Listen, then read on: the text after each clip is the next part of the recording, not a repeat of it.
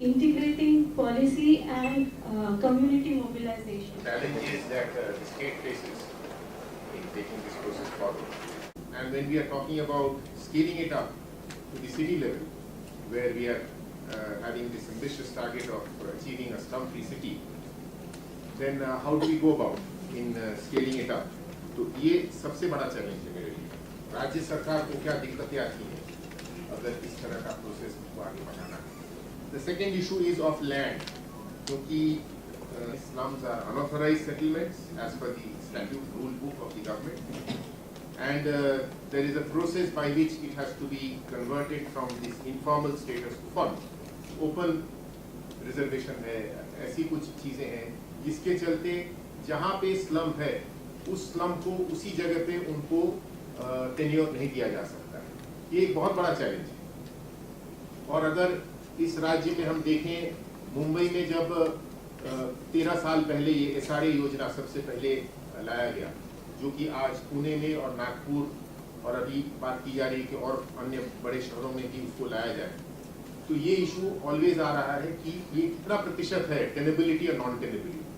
मुंबई में उस वक्त माना गया था कि 80% ऐसे जगह है जहां पर कि हम अलाउ करेंगे एसआरए को करने के लिए, और 20% ऐसे हैं जहां पर कि वो नॉन टेनेबल है, coastal regulation zone, environmental sensitive this that. लेकिन उसके बाद कोर्ट इंटरवेंशन हुआ, उसमें से और 20% उसमें बढ़ गया। मतलब उन्होंने कहा कोर्ट ने कि जिन जगहों पे आपका प्ले ग्राउंड, रिक्रिएशन ग्राउंड, ऐसा नॉन बिल्डेबल रिजर्वेशन है, उस पे आप स्लम स्कीम नहीं ले सकते। तो आज जो है मेरे अनुसार 40 से 50% जमीन जो है नॉन टेनेबल है, जहां पर हम इन सीटू स्कीम कर ही नहीं सकते। और जब भी हम इन सीटू स्कीम नहीं कर पाएंगे तो वहां पर बहुत सारे इश्यूज आ जाएंगे कि उनको दूसरी जगह हमको ढूंढनी पड़ेगी। वो जगह शहर के अंदर तो होगा ही नहीं, उनको शहर से बाहर हमको लेना पड़ेगा, उसमें लाइवलीहुड इश्यूज आ जाएंगे। आज वो जिस जगह पे हैं वहां पर उनकी रोजी रोटी चलती है, उनको उठा के अगर हम दूसरी जगह विस्थापित करते हैं तो सिर्फ घर देने का ही मसला नहीं है, घर के साथ उनका लाइवलीहुड जो है, जो एकदम इंटीग्रल पार्ट है, वो डिस्टर्ब हम करेंगे। Wherever we have lands which are tenable in nature, can we have in situ schemes by densification? Now it puts tremendous pressure on infrastructure, we understand, but then still a high cost, high rise solution is what the state is attempting. And because it feels that finding alternate lands for those who are presently residing on non-tenable lands will be extremely difficult, and therefore the SRA model, which in fact tries to cross-subsidize the high-cost solution of building high-rise tenements by roping in another stakeholder called the private sector, who is incentivized so that in fact he cross-subsidizes the cost of the tenements for the urban poor. Now, this issue of land I felt was very very important, और ये एक challenge है जो हमको tackle करना पड़ेगा। उसमें से सारे मसले हल हो पाएंगे कि नहीं मुझे मालूम नहीं। फंडिंग, क्योंकि हम जो सोल्यूशन अटेम्प्ट कर रहे हैं वो हाई कॉस्ट सोल्यूशन है। हमने इरोडा में कोशिश की है कि जहाँ पे है वहाँ पे स्लम अपग्रेडेशन करके लोगों का जिनका पक्का है, जिनका रहने दो, थोड़ा सा अगर एमिनिटीज इंफ्रास्ट्रक्चर कम है तो उसमें थोड़ा सा प्लानिंग में करके उनको प्लान करके उनको एमिनिटीज और इंफ्रास्ट्रक्चर प्रोवाइड किया जाए, लेकिन डेंसिफाई हम ना करें। ये हमने सोल्यूशन अडॉप्ट किया है, लेकिन क्या वो रेप्लिकेबल है? कुछ जगह पे शायद हो सकती है, लेकिन अगर उसको अक्सर हम रेप्लिकेट करने की कोशिश करेंगे तो लैंड का इशू जरूर आ जाएगा।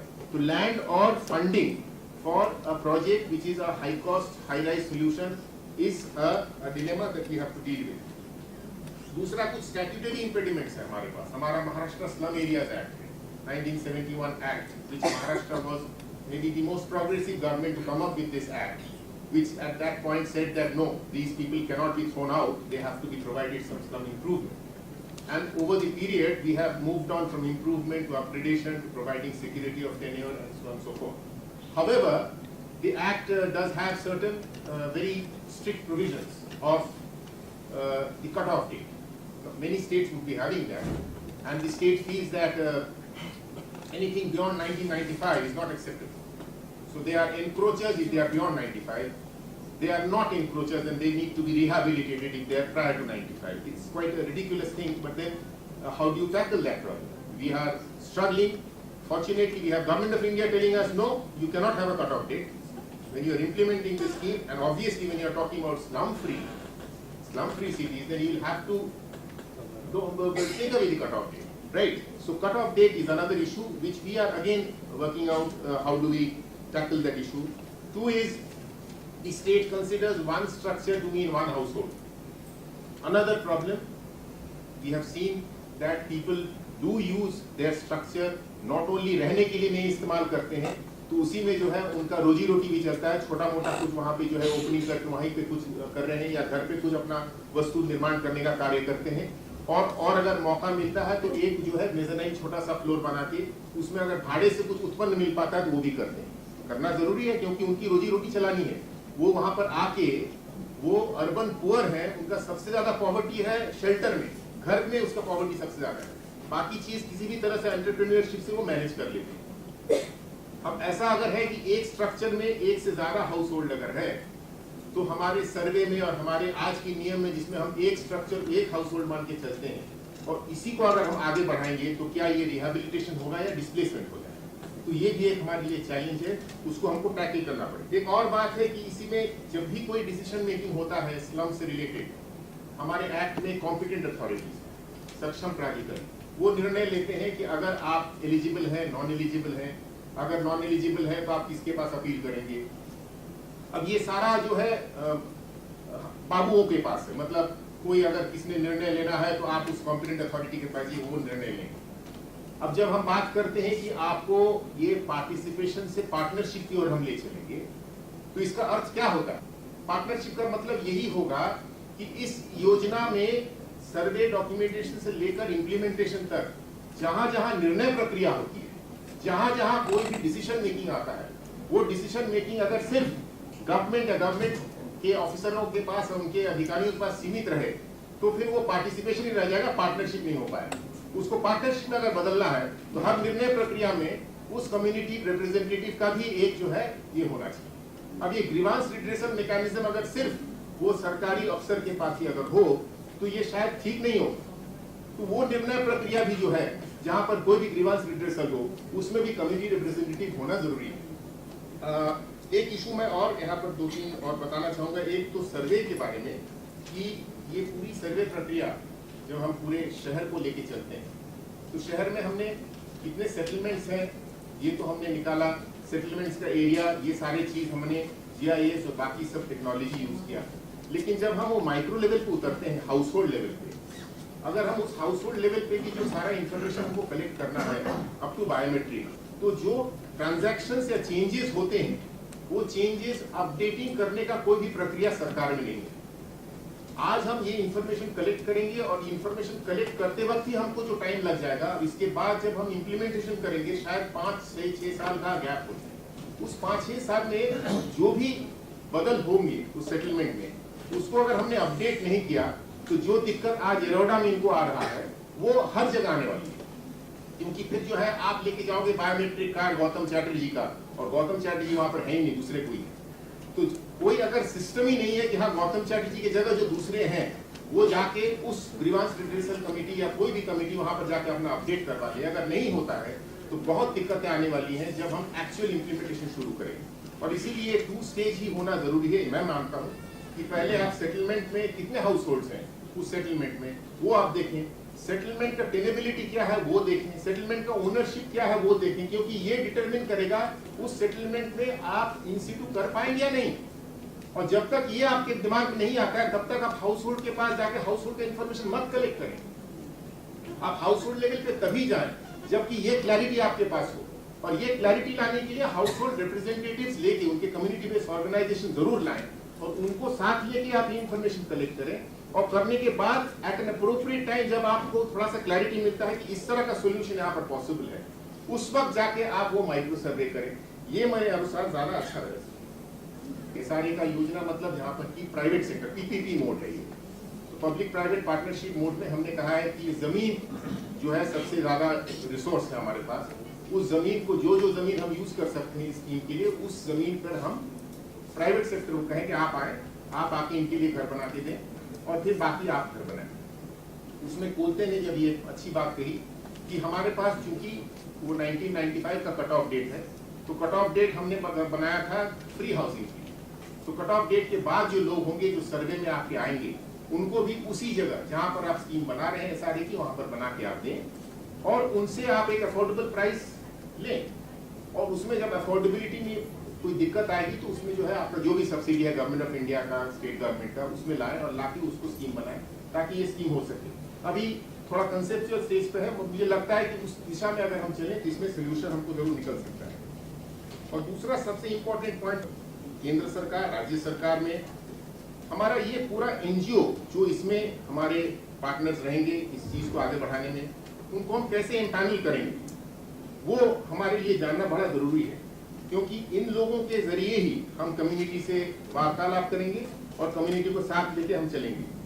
तो इसमें चूंकि मैंने कहा हमारा सबसे बड़ा चैलेंज क्या है, स्केल का है। तो ऐसे NGOs जो है हमको बनाने पड़ेंगे, कार्डर ऑफ NGOs जो कि जिनको हम इंसेंटिव दे पाए जबकि वो स्केल अप कर सके। जो भी चीज वो कर रहे हैं, जैसे अभी भुवनेश्वर, कटक के हमने एग्जाम्पल देखा, उन्होंने 1 से 13 पे गए, वहां पर हमको शहर से बताया जा रहा है कि आप इनको 100 पूरे स्लम उसको आप क्यों नहीं करते। उनके पास कैपेसिटी है, कैपेसिटी बिल्डिंग उन्होंने किया है। और मैं समझता हूँ इस तरह से ऐसे NGOs जो आगे आएंगे जो कि स्केल अप करने का क्षमता रखते हैं, उनको हम साथ में लेके चलें। कोई फिक्स कॉस्ट जो सर्विसेज होंगे सारी चीज करने के लिए, उस पर हमको काम करना पड़ेगा और सरकार को बता के देना पड़ेगा ये फिक्स कॉस्ट होंगे, ताकि जब हम एम्पैनलमेंट की बात करें गलत लोग ना घुस जाए कि मैं भी NGO हूँ, मैं ये काम कर सकता हूँ। ये अगर हमको रोकना पड़ेगा तो इसमें जो है बहुत सारा कुछ ल्यूक्रेटिव है ऐसा नहीं है, लेकिन जो लोग कम्युनिटी के साथ काम कर सकते हैं उनका एक बेसिक QR बना के ऐसे लोगों को एम्पैनल करना जरूरी होगा 4 स्तरों में, national level, state level, city level और कम्युनिटी लेवल, मतलब सेटलमेंट लेवल पे। और ये करने के बाद जो है उसमें हम ये बता सकते हैं, कोई भी एक अगर ले लें आपकी स्टेट लेवल अगर हो तो स्टेट लेवल में एम्पैनलमेंट के लिए क्या QR होना चाहिए, उनका एक्सपीरियंस ऐसा होना चाहिए कि स्लम कम्युनिटी के साथ 1 से ज्यादा शहर में उन्होंने काम किया हो, उन्होंने सर्वे किया होगा, जैसा अभी मशाल ने बताया धारावी में उन्होंने किया है, पुणे में वो कर रहे हैं। उनका interaction state government level, city government level के साथ इंटरेक्शन का उनका अनुभव हो, उन्होंने ऐसा एक आध प्रोजेक्ट लिया होगा कोई एक स्लम में, खुद इम्प्लीमेंट किया होगा, उनका NGO नॉन प्रॉफिट कंपनी ऐसा रजिस्ट्रेशन हो, ऑडिटेड स्टेटमेंट हो। इस तरह के मैं समझता हूँ ये वर्कआउट हो सकता है, जबकि हम चाहेंगे कि सही लोग एम्पैनल हो और इस काम को आगे बढ़ाएं। क्या टास्क करेंगे वो, उनको सिटी वाइड सर्वे करना पड़ेगा, कम्युनिटी फेडरेशन करना पड़ेगा। हर सेटलमेंट लेवल पे हमारा कम्युनिटी बेस्ड ऑर्गेनाइजेशन है, कहीं महिला मिलन है, कहीं पर दूसरा सेल्फ हेल्प ग्रुप है। तो इन ग्रुप्स को जो है फेडरेशन हमको करना पड़ेगा, उन लेवल को सिटी में लाके। और जब मैं बता रहा था कि ग्रीवेंस रिड्रेसल मैकेनिज्म में उनको भी लाना पड़ेगा, ऐसे फेडरेशन में उनके जो प्रतिनिधि होंगे उनको बैठना पड़ेगा उस ग्रीवेंस रिड्रेसल बॉडी में निर्णय लेने के लिए, और तभी हम बोल पाएंगे कि उनको हमने पार्टनरशिप में प्रवेश किया है और सिर्फ पार्टिसिपेशन नहीं करा रहे। वो पार्टिसिपेशन जब तक करेंगे हम, तब तक हम उनको रेफर करते रहेंगे बेनिफिशियरीज के नाम से। बेनिफिशियरीज को मैं ऑलवेज बोलता हूँ कि वो नहीं है, हम ज्यादा बेनिफिशियरी, क्योंकि उनके चलते स्टेट को जो है सिटी को फायदा मिल रहा है, सिटी स्वच्छ हो रहा है। लोगों की भागीदारी अगर होगी तभी हमें सफलताएं मिलेंगी। तो इसमें मेरा एक सुझाव था, जब हम बस्ती के लेवल पे बैठते हैं, मोहल्ले के स्तर पर बैठते हैं, ये इंश्योर करना पड़ेगा कि जो DPR है, जो टेक्निकल रिपोर्ट्स और इस तरीके के जो मेजरमेंट वाले जितने भी डॉक्यूमेंट्स होते हैं, जब तक हम उनको 5वीं और 8वीं पढ़े हुए लोगों के हिसाब से नहीं बनाएंगे, अगर वो लोकल भाषा में नहीं होंगे, क्योंकि अक्सर होता है कि DPR और इस तरीके के जो डॉक्यूमेंट है वो अंग्रेजी में होते हैं, और हम लोगों से कहते हैं कि आप सहभागिता करो, आओ बैठो समझो, लेकिन जो पढ़ नहीं सकते उसको, जो समझ नहीं सकते उसको, वो सिर्फ अपनी जरूरतें और डिमांड बता के ही उतनी तक ही सहभागिता रहती है। लोगों के पास ज्ञान है, लोग भी ये बता सकते हैं कि इसकी नापतोल ऐसे हो सकती है, इसमें इतनी लागत आ सकती है, लेकिन जो टेक्निकल जो पार्ट है वो इतना लोगों से दूर रहता है, उसकी वजह से पार्टिसिपेशन तो होता है लेकिन वो एक लेवल तक होता है। 2 बस्तियों में जब सोशल ऑडिट की और JNURM के रिहेबिलिटेशन वाले पूरे काम की, तो हमने जब फ्लिप चार्ट पे DPR के कंपोनेंट को हिंदी में बड़े बड़े मार्कर से लिख के चिपकाया, तो लोगों ने उस पर सवाल किए और कहा कि ये चीजें तो हमें पता ही नहीं थी, क्योंकि हम ये मानते थे कि हम तो बहुत इसमें जुटे हुए हैं। हमने शहर को दो भागों में बांट दिया है। एक ऐसे शहर के रहवासी जो को लगता है कि बाकी जो स्लम में रहते हैं ये नियम तोड़ने वाले हैं, ये गलत लोग हैं, इनको आप क्यों ऐसे कर रहे हैं, और दूसरे ऐसे जिनको समझते हैं कि शहर उन्हीं के लिए। और इस चीज को हम आगे जब बढ़ाने की ये सारी कोशिश कर रहे हैं कि सिटी वाइड अप्रोच ले रहे हैं, तब उस परसेप्शन प्रॉब्लम को भी हम टैकल करने की कोशिश कर रहे हैं। ऐसा देखा गया है कि 20 साल पहले जब डेवलपमेंट प्लान बना था मुंबई का, खास करके बताता हूँ कि बहुत सारे ऐसे जगह हैं जहाँ पर कि ऑलरेडी सेटलमेंट्स थे, उसके बावजूद भी उस सेटलमेंट की जगह को जो है रिक्रिएशन ग्राउंड या प्ले ग्राउंड करके उसको रिजर्व कर दिया गया और वो कायम भी हो गया क्योंकि उसमें कोई ऑब्जेक्शन सजेशन नहीं। आज जब हम थोड़ा जागरूक हुए हैं, हमको जब मालूम है इस तरह के कम्युनिटीज से, ऑर्गेनाइजेशंस, एनजीओ, तो ऐसी जब कोशिश की जाएगी हमारे तरफ से, मैं चाहूंगा कि आप उसके साथ लड़ें। जब महानगर पालिका की तरफ से ऐसा डेवलपमेंट प्लान मान लीजिए वहां पर इशू होता है ऑब्जेक्शन सजेशन के लिए, तो उस समय आप उसके विरुद्ध आवाज उठाएं कि नहीं, यहाँ पर सेटलमेंट हमारा 25 साल 30 साल से है, इस पे आप कैसे आप रिजर्वेशन डाल सकते हैं, ताकि ऐसा जब ऑब्जेक्शन सजेशन आपके तरफ से आए और वो जब स्टेट के पास आए तो स्टेट फिर उसमें जो है एक स्टैंड ले सके जो आपके बाजू में जा सके। Basically how to stop the new slum development, और नए स्लम डेवलपमेंट को अगर नहीं रोकेंगे तो ये तो कंटिन्यूअस प्रोसेस है। आज के दिन आपने जैसे बताया कि पीपीपी मॉडल पर प्राइवेट डेवलपर को कहेंगे साहब आप पुराने जो स्लम ड्वेलर्स हैं उनके लिए बना दो अपने पैसे से। पुअर माइग्रेशन का तादाद जो है बहुत ज्यादा है।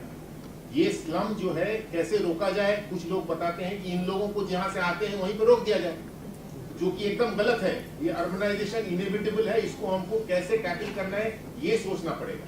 मतलब ये स्लम्स हुए क्यों, इस पे अगर हम चले जाएं तो जिस तरह से हमने प्लानिंग की, उस प्लानिंग में जो जगह गरीबों के लिए हमको आरक्षित करके रखना चाहिए था, रखा नहीं हमने। आज मुंबई में 60% लोग अगर रहते हैं तो कितने जमीन पे रहते हैं? 7 या 8% जमीन, जो कि वो किसी तरह से उनको मिल पाया। वो भी कोई जबरदस्ती वहां पे घुसे नहीं, वहां पर स्लम लॉर्ड्स आए, उनको घर बना के दिए इलीगली और उन्होंने उसको परचेज किया। तो आगे अगर न हो ये आप जो बात कर रहे हैं, वो भी जो बात राजीव आवास योजना के केंद्र सरकार के डायरेक्टिव्स में है, जो कि इन्होंने भी बताई कि हम जो भी डेवलपमेंट करेंगे उसमें इंक्लूजनरी जोनिंग होना चाहिए। कोई भी लेआउट जब होगा उसमें 20 से 25% ईडब्ल्यूएस के लिए रिजर्वेशन होना चाहिए। और यही तरीका अगर हम अपनाएंगे, मतलब ऑटोमेटिकली जो है गेटेड कम्युनिटी नहीं होगा, हर कम्युनिटी डेवलपमेंट में गरीबों के लिए भी स्थान होगा जहां पर कि वो सर्विस प्रोवाइड करेंगे। One of the concerns I have is that the way the RAI guidelines are being developed, they're heavily in favour of the metropolitan cities and the large cities. And if we're talking about going to scale, RAI on paper says any city over 3 lakhs. If we get down to the medium and low level cities, we've got a capacity problem of the ULB, we've got a paucity of NGOs, and very few CBOs are organised. What are your views on this? My real concern is that there's a very real danger that a large proportion of the resources are going to get absorbed into the big cities. And yet again, as with unfortunately many other government programs, very little resources will actually get down to the medium and small level cities. Here, when we actually tried to bring in the rate, it was felt that in the first phase, let us talk about 3 lakh and above. But then you are absolutely right that the problem is actually more in the below 3 lakh cities of capacity, of the rate of growth of urbanization in an unplanned manner. Now, let's discuss this and come out with how do you feel that it should be actually structured. Instead of expecting each and every city to have the capacity to do this, could we set up a team at the state level that could actually go out and support the small cities? Bringing in the NGOs is another big challenge, because again, their coverage in those areas is extremely limited. But at least if we had, our thought is if we can build up a strong team at state level who could act as a Faintly hinted at when I talked about at the state level sort of empaneled NGOs who in fact then can go and this possibly build capacity. is a way forward. Yeah. Maybe over lunch we can continue. Maharashtra में 200-250 शहर है जहाँ अलग अलग काम होना चाहिए, NGO का भी स्केल अप होना जरूरी है। सपोज ये अभी जो 10-12 एनजीओ काम कर रहे हैं, वो स्टेट गवर्नमेंट यशोदा जैसी संस्था आगे आके कोई ट्रेनिंग प्रोग्राम करे तो मुझे लगता है कि ये एनजीओ का मल्टीप्लिकेशन हो सकता है। ऐसे कुछ एफर्ट्स होंगे तो आप उनको सपोर्ट करेंगे क्या? एकदम करेंगे, आप हमको कॉन्सेप्ट पेपर दीजिए, हम आगे बढ़ाएंगे। Thank you. Even in Mumbai, there have been gaps in, the market supporting SRA. So in the sense that when the market goes down, then the TDR values go down and so forth. So what happens in a city like Pune, in Nagpur, and even other places where 1,25,000 housing for the urban poor constructed, people have occupied. About 1,50,000 housing for the slum dwellers in various stages of progress. And therefore, maybe overall it is only 25 to 30% of the problem. But still, sheer number-wise, it's a huge number. And the pace of the SRA has been marred by various fluctuations in the market, as you rightly said. Now, there could be methods to try and see how we can insulate that if there are pockets which can generate extra fund, whether we can ring fence that and then plow it back for viability gap funding for other projects which cannot be taken care through market costs. These are certain things which we are looking at. One thing was certain, that land is going to be the crux. We do not have that many tenable lands on which all these people can be rehabilitated. And it doesn't make any sense to look for lands in the MMR region when we are talking about Mumbai, the Mumbai metropolitan region, 100 kilometers away, and trying to push them there. We are actually spoiling their livelihoods and everything. Therefore, it certainly makes sense to look for those lands which are already in their possession and try and see how we can maximize and densify them, bring them in there. So that's how we are working on.